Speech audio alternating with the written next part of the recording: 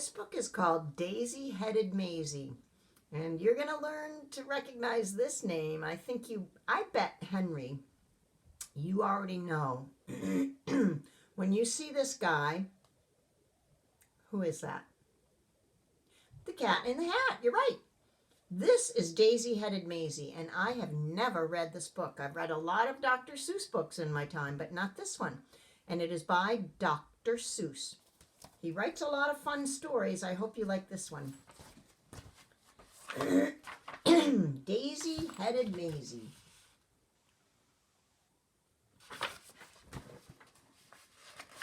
Oh, excuse me, is this distracting you? It is me. All right, I'll turn it off. Kind of fun. It's the only time of year I wear it. It's hard to believe such a thing could be true, and I hope such a thing never happens to you. But it happened, they say, to poor Mayzie McGrew, and it happened like this.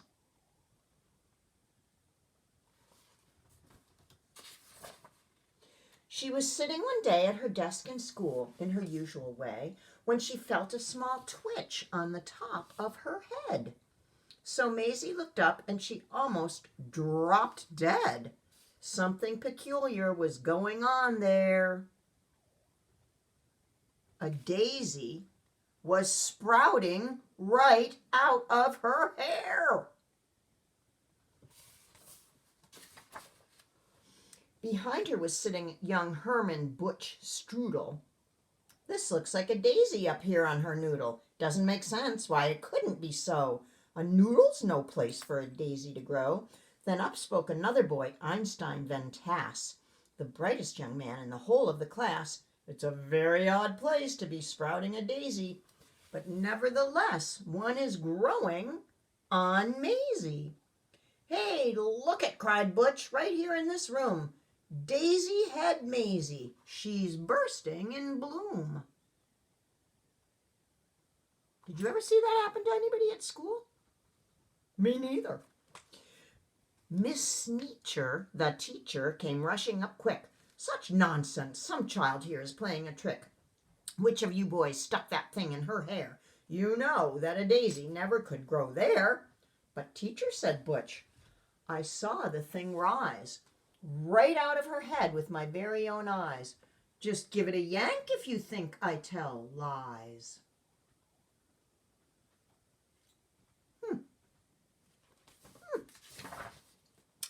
But Miss Sneetcher had heard quite enough of this talk. Mayzie, hold still. Let me get at that stalk. Ouch! Uttered Mayzie. Quit yanking, Butch said. You're giving her pains. I bet those roots go down into her head.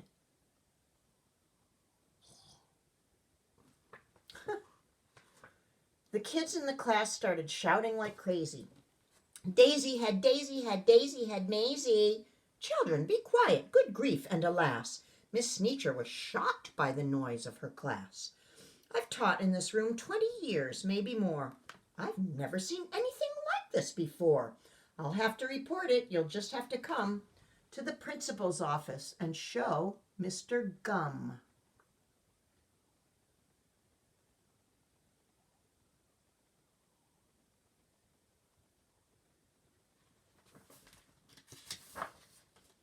Now the principal, good Mr. Gregory Gum, was a very wise man, just as smart as they come. He knew more than anyone else in this nation about long division and multiplication. He knew all the answers, why oceans are deep, why skies are so high, and why mountains are steep. He should have the answers to this thing on Mayzie. My word, he declared. It's a genuine daisy.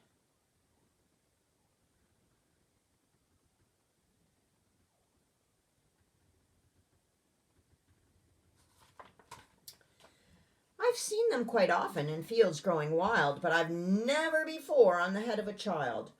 But what in the world ever made this thing sprout? I have no idea, but I'm going to find out.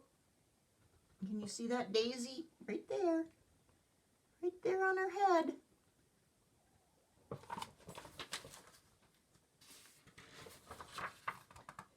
Say, look it, said Mayzie. It's wilting, it's drooping. How wonderful, Mayzie. It'll soon be dead. You'll be rid of that daisy. In just a few minutes our troubles will pass, declared Mr. Grum. Take her back to the class. Huh. So because it's wilting, they're not worried. Well, how's that for a hairdo? Hey, you think your mom would look good with hair like that? Then the principal saw a most terrible sight. The daisy was dying, and that was all right, but the daisy was part of poor Mayzie McGrew, and Mayzie was starting to wilt away too. Teacher, said Grum, you know what I think? They're both going to die. Hurry, bring them a drink.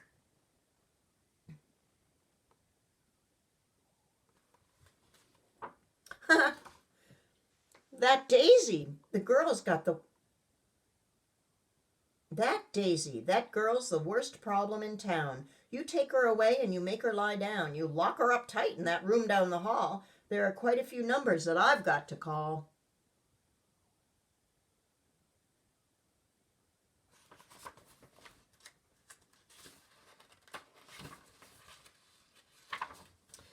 Get Maisie's parents on the end of the line. I need them here quickly while there is still time. On the phone, Maisie's mom asked, what's all the fuss? Then, goodness to Betsy, I'll catch the next bus. Look at her mom is a welder. She's fixing pipes. A call to the shoe store reached Mr. McGrew. He answered while holding a customer's shoe. Yes, this is... Oh no, I really must go.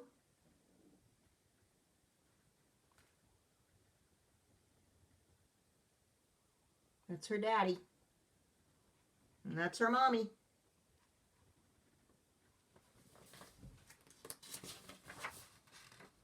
A doctor should see her, the principal said. An expert on plants like the one in her head. So he called Dr. Eisenbart, who said, what a trick! My stethoscope's packed. I'll be there in a tick. Wait, Doc, said his patient. I'll come along too. My brother's a vet, and he knows this McGrew.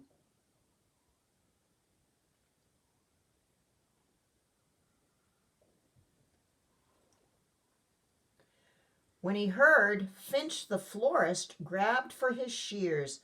I'll be there just as soon as my truck can shift gears.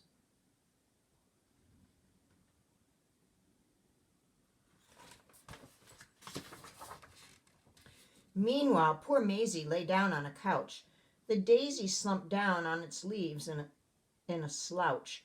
But the window was open because it was warm, and the sweet-smelling daisy attracted a swarm of bees. Ruh-roh.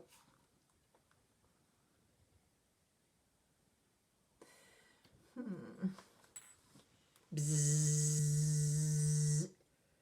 Bees, bees. She jumped out the window, didn't she?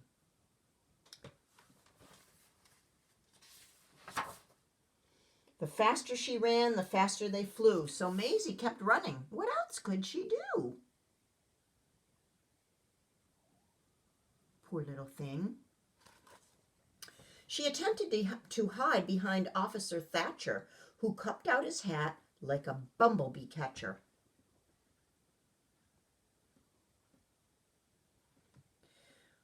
The bees took his hat, Thatcher said, I'm no fool, and ran after Mayzie back to the school.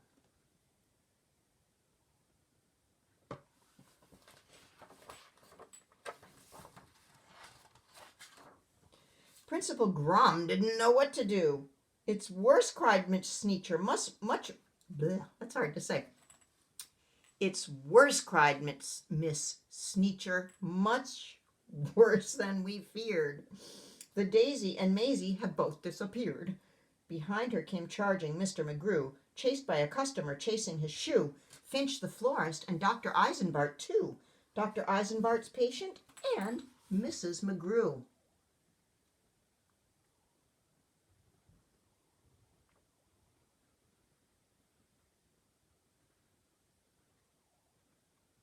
But no Mayzie.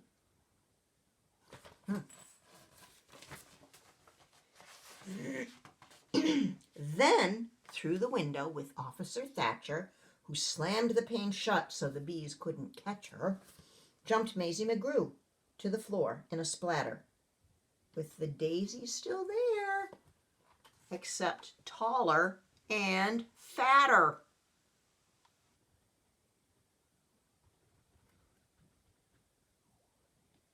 He shut that window just in time to keep the bees out.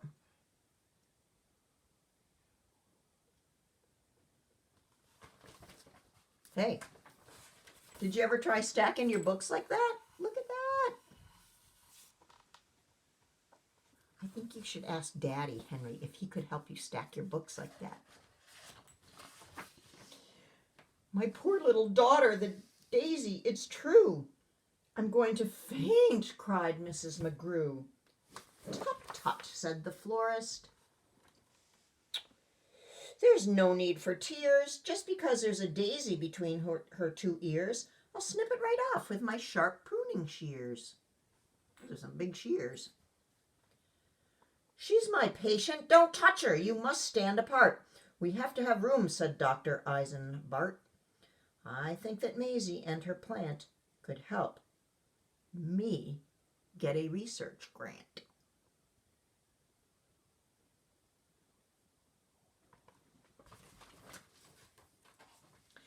Then the door opened wide, and the mayor stepped inside. And meetings and greetings, there was none to compare. He was the best at long speeches, chock full of hot air. I promise, my friends, that if I'm reelected, this daisy on Mayzie will be disconnected. The law of our fathers is simple and sound. Daisies belong and should stay in the ground. The rest are illegal. We will bar them from town.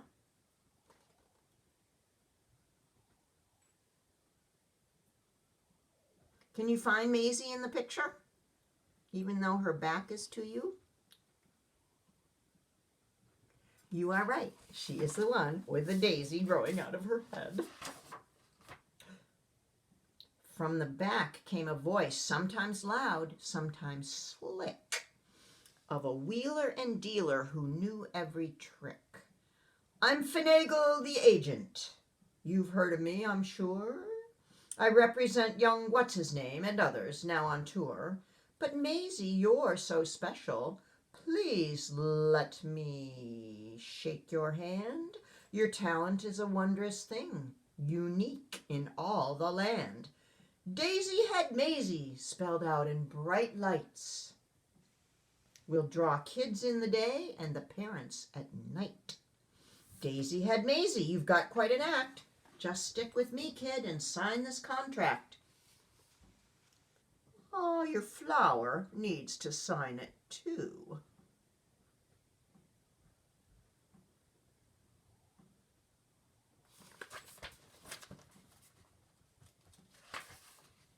Her mother said, Mayzie, dear, don't be a fool. And the principal begged her not to leave school. But Mayzie didn't stop to blink. She signed her name in the think-proof ink. And the daisy signed it, too.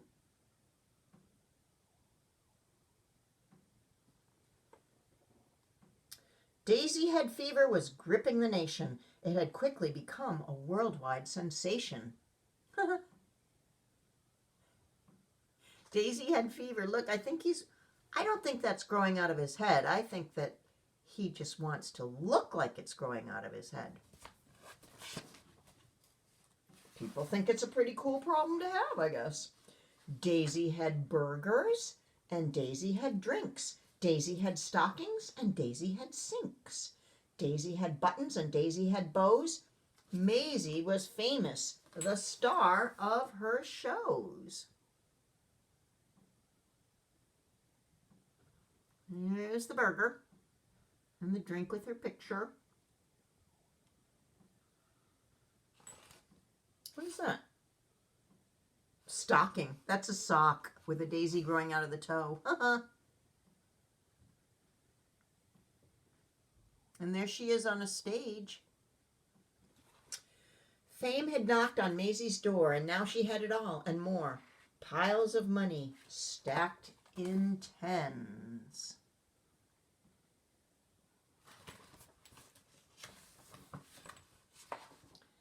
But what is money without friends? A dream had led her far astray, and that was the price she had to pay.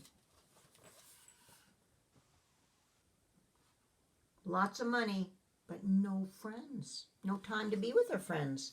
Mayzie McGrew ran night and day, nowhere to go, nowhere to stay, because she was sure that everyone must have written her off in total disgust. Over and over again in her head, these are the words that poor Mayzie said. I can never go home. Nobody loves me. Nobody loves me.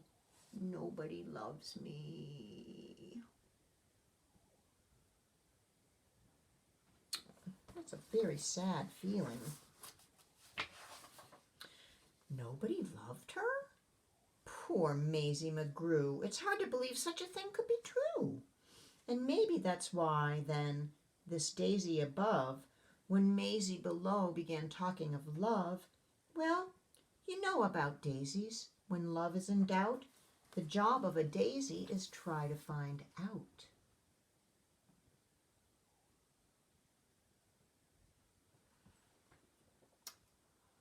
They love her not. They love her not.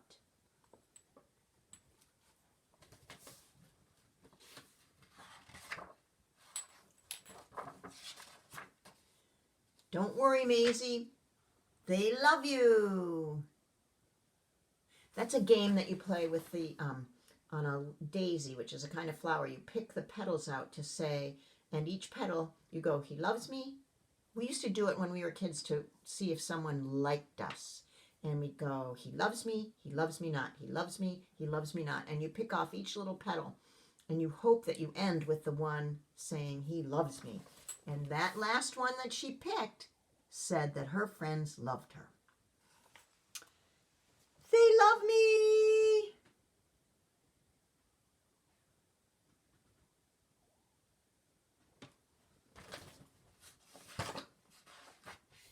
Well, that's how it happened. The thing went away, and Mayzie McGrew is quite happy today, back at her studies and doing just great in all of her subjects in room number 8. And concerning that daisy, you know that it never grew out of the top of her head again, ever.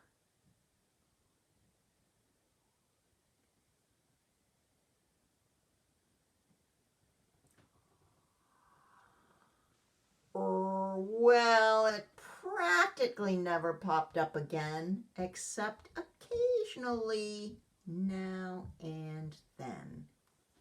And this says, ting, ting. I guess that's the noise the daisy makes when it pops out of her head.